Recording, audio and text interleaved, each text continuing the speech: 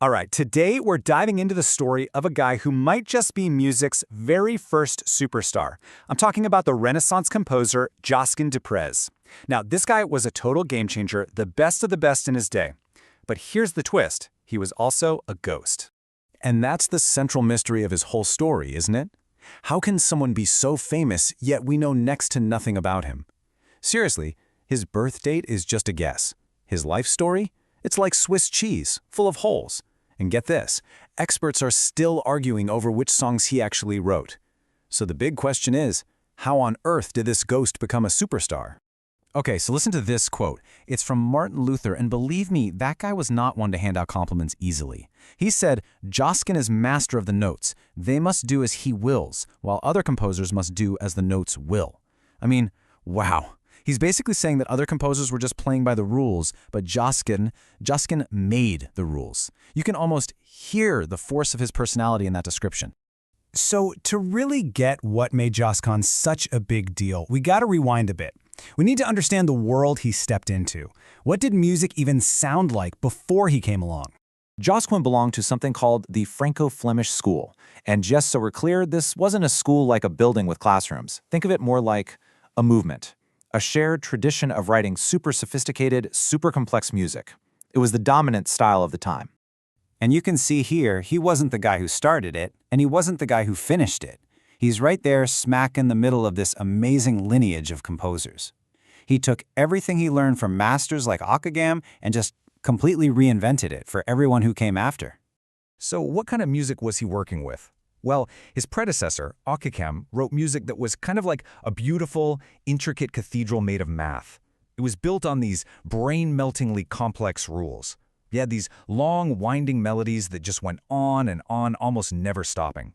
And yet it was super impressive, a real technical marvel. But the beauty of it was almost buried under all that complexity. You had to work to find it. And this is where we see the huge shift. On one side, you have the old guard, Ockeghem's style. It was all about intellectual mastery. You could say it was music for the brain. But then Josquin comes along, and his goal is completely different. He wanted expressive directness. He took all that complexity and made it audibly beautiful, totally clear. He made music for the heart. He turned music from this closed-off system into a way to communicate pure, powerful emotion. So what happened? What could cause such a massive change in thinking? Well, the answer wasn't in Northern Europe where he grew up. Nope, it was waiting for him down south, in Italy. Turns out, Josquin's career path took him straight to the epicenters of the Renaissance. We're talking Milan, working for the super powerful Sforza family, and then Rome, where he sang in maybe the most famous choir on the planet, the Sistine Chapel Choir. And let me tell you, this change of scenery, it changed everything. See, in Italy, there was this radical new idea floating around called humanism. And for musicians, the humanist agenda boiled down to one huge thing. The music exists to serve the words. The whole point wasn't just to build a cool-sounding structure anymore. The point was to use that structure to amplify the meaning of the text, to make it feel more real, more intense, more, well, human. And this, right here, is the absolute core of Josquin's genius.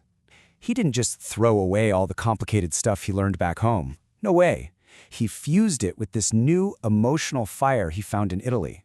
He took all that northern technical mastery and pointed it straight at the emotional core of the lyrics. Okay, so that's the big idea. But how did he actually do it? What were the nuts and bolts?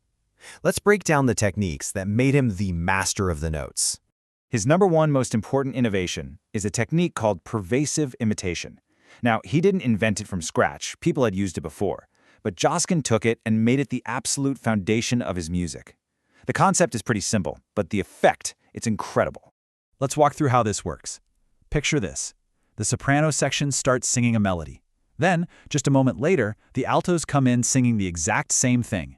Then the tenors jump in, and finally the basses. What you get is this gorgeous, overlapping waterfall of sound, where everyone is echoing each other, all woven together from just one single musical phrase. So what's the point of all this? Well, it makes everything sound super unified and clear. But the coolest part is what it does for the voices. It creates what you might call a democratic texture. There's no single superstar singer. The soprano isn't more important than the bass. They're all equal partners, passing the main idea back and forth like they're having this amazing, continuous conversation. And with these tools, man, the emotional range he could cover was just staggering. Take his piece, Absalon Fili Me. It's a father's lament for his dead son. The music is so heavy, so dark and slow. It's not just a song about grief. It literally feels like the sound of grief itself. It's devastating. But then, you flip the coin completely, and you get something like El Grillo, which means the cricket. It's this fun, lighthearted song that's genuinely funny. He actually makes the singer sound like chirping crickets. To go from that deep grief to this, I mean, it just shows you what an incredibly versatile artist he was. Oh, and he was clever, like really clever. He wrote a whole mass for his boss, the Duke of Ferrara, where the main melody is literally built from the vowels in the Duke's name. He carved it right out of his name, Hercules Dux Ferrariae. It's like a musical secret code, a hidden tribute woven right into the DNA of the piece. Just brilliant. So, okay, Josquin totally changed how music sounded. But his legacy, it's even bigger than that. It's not just about the notes. He fundamentally changed the job description of composer.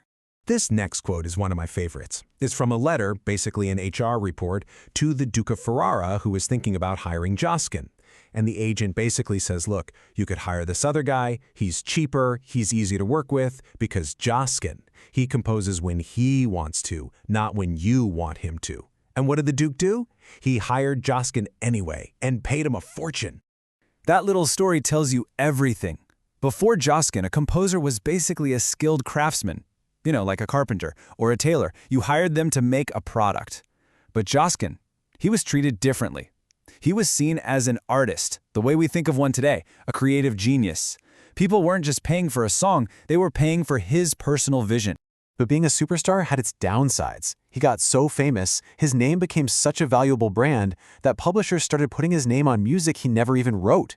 It was like musical clickbait. They knew if it said Josquin on the cover, it would sell. So in a way, he was a victim of his own success. Too famous for his own good. So let's wrap up his legacy. What did he leave behind? Well, his music was so respected that he was the first composer whose stuff was published after he died, treated like a timeless classic. His techniques like pervasive imitation became the standard playbook for pretty much all music for the next century. He basically laid the foundation for all the other giants, like Palestrina. He didn't just write music, he set the course for where music was going. And really, when you boil it all down, it comes back to that perfect blend. He managed to create music that was both the smartest, most technically brilliant stuff of its time, and also the most direct, emotional, and deeply human. And that combination of head and heart, that's the magic trick, isn't it? It was rare and powerful then, and it's just as rare and powerful today.